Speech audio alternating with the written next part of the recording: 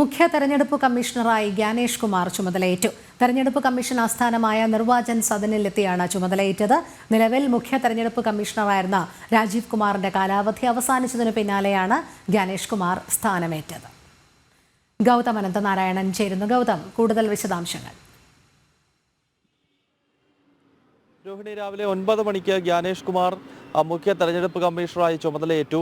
ഏതാനും 2 ദിവസങ്ങൾക്ക് മുൻപ് പുതിയ സമിതി പ്രധാനമന്ത്രി നരേന്ദ്രമോദിയും കേന്ദ്ര ആഭ്യന്തരമന്ത്രി അമിത്ഷായും ലോക്സഭയിലെ പ്രതിപക്ഷ നേതാവ് രാഹുൽ ഗാന്ധിയും അടങ്ങുന്ന പുതിയ സമിതിയാണ് മുഖ്യ തെരഞ്ഞെടുപ്പ് കമ്മീഷണറായി ഗ്യാനേഷ് കുമാറിനെ തെരഞ്ഞെടുത്തത്. നിലവിൽ അദ്ദേഹം തെരഞ്ഞെടുപ്പ് കമ്മീഷണറായി 2024 ജൂലൈ മുതൽ തന്നെ പ്രവർത്തിക്കുകയായിരുന്നു.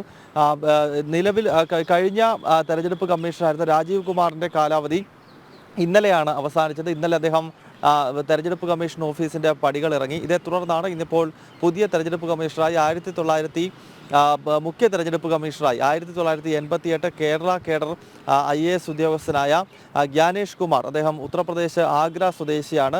അദ്ദേഹം ഇന്നിപ്പോൾ രാവിലെ 9 മണിക്ക് പുതിയ മുഖ്യ തെരഞ്ഞെടുപ്പ് കമ്മീഷണറായി ചുമതലയേറ്റിരിക്കുന്നു. അദ്ദേഹത്തിന്റെ മുന്നിൽ പ്രധാനപ്പെട്ട 24 തെരഞ്ഞെടുപ്പുകളാണ് ഉള്ളത്. ആദ്യത്തെ അദ്ദേഹം ചുക്കാൻ പിടിക്കാൻ പോകുന്ന തെരഞ്ഞെടുപ്പ് ഈ വർഷം നവംബർ മാസത്തിൽ നടക്കാൻ പോകുന്ന ബീഹാർ നിയമസഭാ തെരഞ്ഞെടുപ്പാണ്. അതിനുശേഷം നമുക്കറിയാം അടുത്ത വർഷം ഏപ്രിൽ മാസത്തിൽ കേരളം, തമിഴ്നാട്, പുതുച്ചേരി, അതുപോലെ പശ്ചിമ ബംഗാൾ, അസം തുടങ്ങി 4 സംസ്ഥാനവും ഒരു കേന്ദ്രഭരണ പ്രദേശവും തെരഞ്ഞെടുപ്പിലേക്ക് പോകും.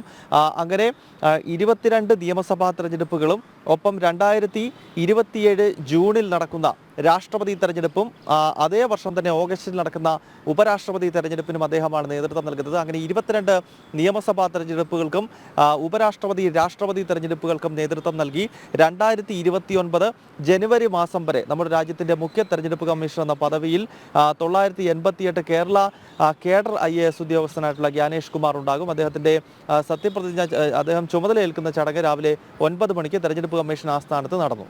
രോഹിണി. ശരി.